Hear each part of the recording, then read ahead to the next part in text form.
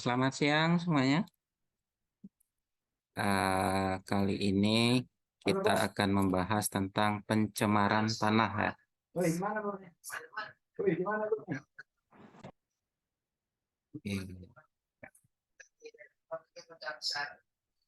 Nah, kita kemarin sudah membahas tentang tanah. Jadi hari ini kita membahas tentang pencemaran tanah. Sebelum kita bahas lebih detail, kita lihat dulu kompetensi apa yang perlu kalian miliki setelah mempelajari bab ini. Yang pertama, itu kalian harus mampu menjelaskan tentang sumber pencemar tanah secara umum. Jadi apa saja nanti pencemar tanah secara umum kalian harus mampu menjelaskan dari mana asalnya.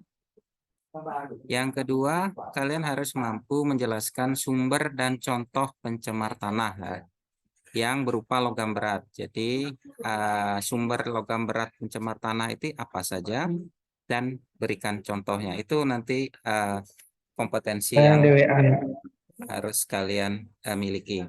Yang ketiga, kalian harus mampu menjelaskan sumber dan contoh pencemar tanah yang berupa senyawa organik. Kalau tadi itu senyawa logam berat, kalau tadi itu adalah logam berat, ini adalah senyawa organik. Dan yang terakhir itu kalian harus mampu menjelaskan sumber dan memberi contoh pencemar tanah yang berupa sewage sludge. Sewage sludge ini adalah lumpur hasil pengolahan limbah ya. Namanya sewage sludge. Oke, itu kompetensi yang harus kalian miliki setelah mempelajari topik ini ya. Langsung saja yang pertama itu kita mulai dengan sumber pencemar tanah. Ya, jadi apa saja sumber pencemar tanah itu? Yang pertama itu adalah deposisi dari atmosfer. Maksudnya deposisi ini ada zat-zat yang dilepaskan ke atmosfer, polutan yang dilepaskan ke atmosfer, kemudian jatuh ke tanah.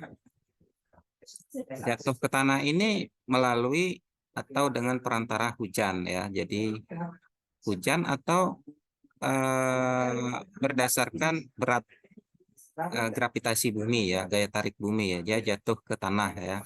Jadi termasuk di sini ini adalah polutan yang dilepaskan dari aktivitas alam, misalkan gunung meletus. Gunung meletus itu kan menghasilkan polutan yang larinya ke atmosfer ya. Nah, di atmosfer itu nanti akan terdeposisi atau jatuh ke tanah. Yang kedua itu dari buangan limbah rumah tangga. Ini bersama-sama dengan limbah buangan industri, ini memberi kontribusi yang cukup besar terhadap sumber pencemar tanah. Jadi ada dari deposisi dari atmosfer, ada buangan limbah rumah tangga, ada buangan industri, ada juga hasil aktivitas di sektor pertanian. Jadi sektor pertanian juga menghasilkan limbah yang dapat mencemari tanah.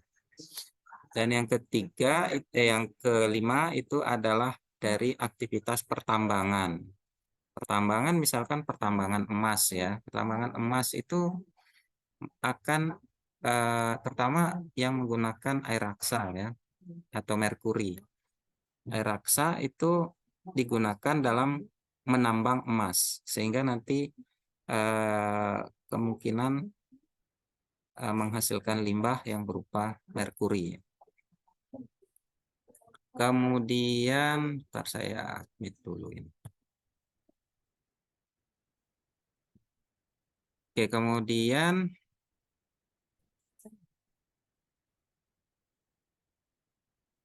limbah hasil tumpahan bahan kimia. Ya, termasuk di sini adalah kebocoran tangki minyak ya, atau misalkan bahan bakar yang tumpah itu tanpa sengaja ya, itu dapat menjadi sumber pencemar tanah. Jadi ini adalah sumber pencemar tanah secara umum ya. Kalian harus bisa menyebutkan ini ya. Oke, itu sumber pencemar tanah secara umum. Sekarang kita lihat secara detail ya. Pertama, sumber pencemar tanah itu bisa berupa logam berat. Logam berat, kalian mungkin sudah tahu ya definisi dari logam berat ya. Logam berat itu logam yang memiliki massa jenis lebih besar dari berapa 5 ya gram per sentimeter kubik itu, atau dalam kadar yang kecil itu berbahaya. Itu juga definisi dari logam berat. Nah, logam berat ini terikat pada tanah itu bagian yang berperan penting dalam mengikat logam berat itu adalah bagian lempung dan senyawa organik. Ini adalah bagian tanah yang paling berperan dalam mengikat logam berat. Nah, prosesnya itu adalah proses adsorpsi ya. Nih, proses adsorpsi. Jadi pengikatan logam berat di dalam tanah itu berlangsung umumnya secara adsorpsi, dan bagian yang paling utama yang berperan dalam mengikat itu adalah lempung atau tanah liat dan senyawa organik itu. Ini adalah contoh dari logam berat. Ada seng, kemudian ada timbal di sini, kemudian ada mangan, kemudian merkuri, kemudian kromium, kadmium, dan juga Ag. Kalau kalian mungkin sudah paham ya, ini dari mana sih asalnya. Sebagian besar ini dari hasil buangan industri. Tapi ada juga kalau kayak timbal ini adalah dihasilkan dari cat ya. Cat itu kan mengandung timbal. Kemudian ada juga yang berasal dari kendaraan bermotor. Kalian mungkin sudah pernah mendengar zat yang ditambahkan ke dalam bahan bakar, yaitu tetraethyl lead, itu untuk meningkatkan angka oktan ya. Nah itu kalau bahan buangan dari kendaraan bermotor itu salah satunya ya PP ini. Kemudian ada merkuri. Merkuri tadi dari hasil aktivitas pertambangan ya. Kemudian ada juga yang berasal dari ini apa namanya tambal gigi di kedokteran di rumah sakit ini banyak dihasilkan ini. Untuk tambal gigi kan amalgam itu menghasilkan limbah merkuri ya. Kemudian ada kadmium. Kadmium ini nanti kita bahas, itu dihasilkan dari kebanyakan hasil pengolahan limbah ya, instalasi pengolahan limbah. Kemudian ada juga seng. Seng ini dari logam, apalagi dari buangan logam ya, logam seng. Di Bengkulu ini kan atap rumahnya kebanyakan terbuat dari seng. Nah, itu akan meningkatkan buangan limbah berupa logam seng. Kemudian apa ini kamu? Oke. Nah, ini PB ini dari tadi sudah saya sampaikan dari CAT ya. Dari CAT nih, bukan zat ya. CAT ya. Kemudian AS itu dari penggunaan pestisida dan herbisida. Kemudian Hg itu dari merkuri. Nah, logam-logam ini memiliki afinitas untuk terikat di dalam tanah itu berbeda-beda. Misal ya, seng dan kadmium ini terikat lebih lemah di tanah dibandingkan dengan logam Pb dan Cu. Tapi karena dia terikat lebih lemah, logam Zn dan Cd ini dapat mengalami leaching. Leaching itu lolos ya. Lolos karena dia lemah terikat, maka dia akan lolos menuju ke bawah. Akibatnya nanti akan mencemari air tanah. Jadi Zn dan Cd ini karena dia kurang terikat atau terikat lemah, maka dia dapat mengalami leaching dan akan menuju ke dalam air tanah, dapat mencemari air tanah. Itu tadi yang berasal dari logam berat ya. Nah, sekarang ada pencemar yang berupa senyawa organik. Apa saja yang pencemar yang berupa senyawa organik? Itu ada yang berupa hidrokarbon minyak bumi.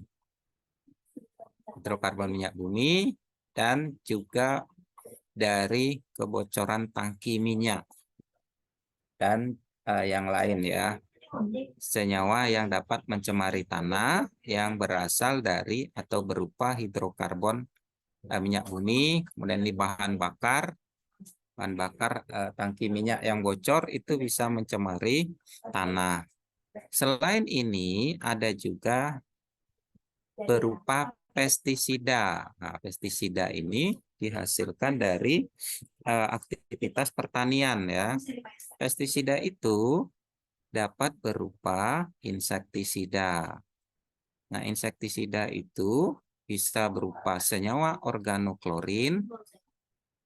Kemudian senyawa organoklorin ini contohnya itu ada DDT, kemudian ada dieldrin, lindan, heptaklor, dan aldrin. Nah, kalau kita lihat tingkat keteruraiannya di dalam tanah atau persistensinya, maka DDT ini memiliki tingkat persistensi yang lebih besar dibandingkan dengan yang lain. Jadi dia ini mengalami penguraian jauh lebih lama dibandingkan dengan senyawa yang lain. Tuh, makanya di sini DDT ini sekarang dilarang ya. Ini senyawa DDT, pestisida organoklor DDT ini dilarang sejak adanya kasus yang terkenal dulu tahun 1950-an ya. Waktu itu terkenal dengan kasus Silent Spring. Silent Spring ini adalah suasana pada musim semi di mana burung-burung itu tidak lagi ada suaranya. Akibat apa? Akibat penggunaan DDT. Nah, ini dulu heboh ya. Kasus DDT, kasus Silent Spring ini heboh tahun 1950-an. Setelah itu tidak ada lagi ya. Tidak digunakan lagi DDT ini. Itu. Kemudian selain senyawa organoklor, ada juga senyawa organofosfat dan karbamat ya. Ini adalah insektisida. Insektisida ini untuk serangga ya. Oke, selain insektisida ada juga herbisida. Herbisida ini untuk gulma ya, menanggulangi gulma. Contohnya itu ada namanya asam penoksiasetat, toluidin, triazin, fenilurea, kemudian ada glisin. Nah, ini yang terkenal ini triazin. Triazin ini contoh herbisida yang dipakai untuk mengontrol gulma ya. Oke, ini adalah struktur molekul dari DDT ya. Kalian mungkin ada yang tahu ya, DDT itu singkatan dari difenil. Fenilnya ada dua nih. Kemudian D yang ini adalah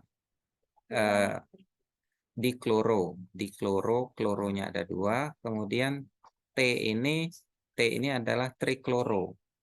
Trikloro etana. Nah, ini etana ini. Ini namanya DDT. Kemudian ini namanya dieldrin. Klor juga ya, mengandung klor. Kemudian ini lindan. Jadi bensen, sikloheksen yang tersubstitusi eh, klor. Kemudian ada aldrin, kemudian ada heptaklor. Ini adalah contoh insektisida organoklor ya. Ada juga herbisida. Herbisida contohnya ini asam fenoksiasetat. Walaupun dia ada klornya, tapi ini untuk herbisida. Dan triazin. Triazin ini juga untuk herbisida ya.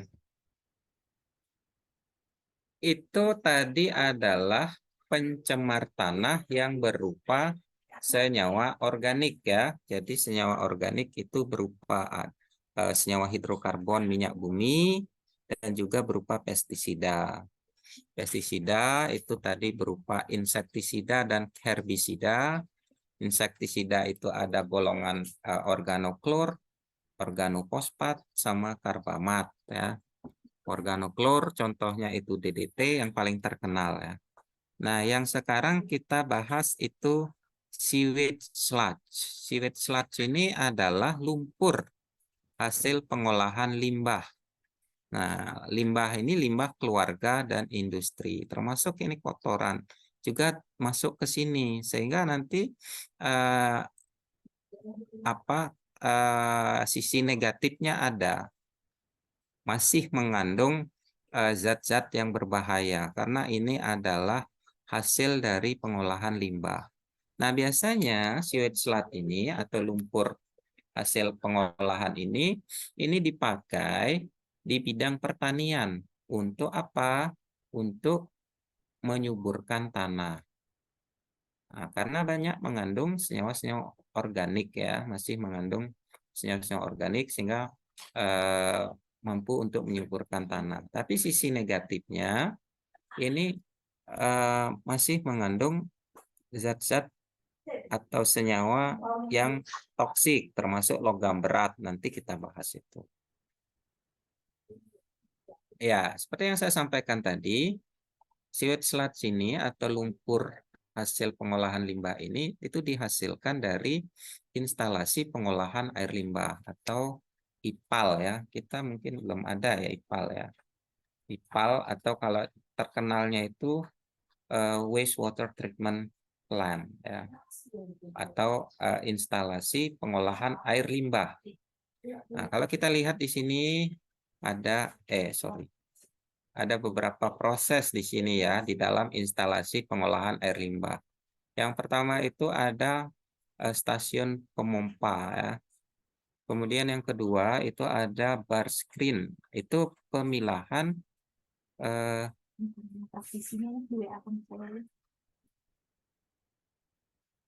itu pemilahan ukuran limbah ya. Pemilahan ukuran limbah. Jadi screening lah ya, di screening.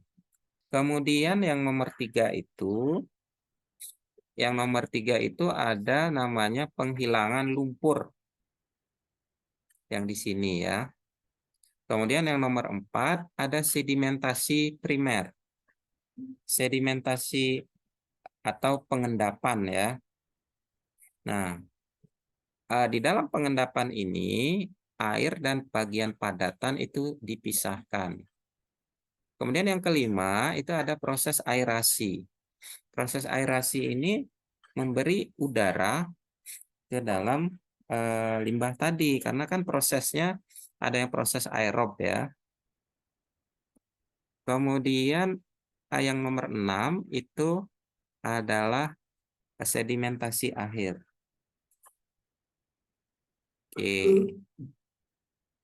Kemudian yang ketujuh itu treatment akhir ya. Sebentar ya, saya ini dulu ya.